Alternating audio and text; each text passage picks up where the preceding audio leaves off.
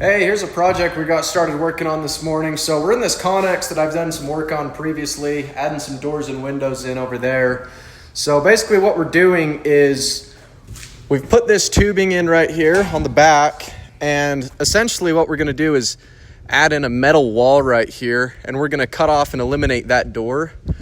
So it's just gonna be a wall. We're just gonna add a piece of sheet metal in and then frame it up on the back side. So basically, when this door closes and locks, it's gonna seal onto this tube, just like it would onto that other door.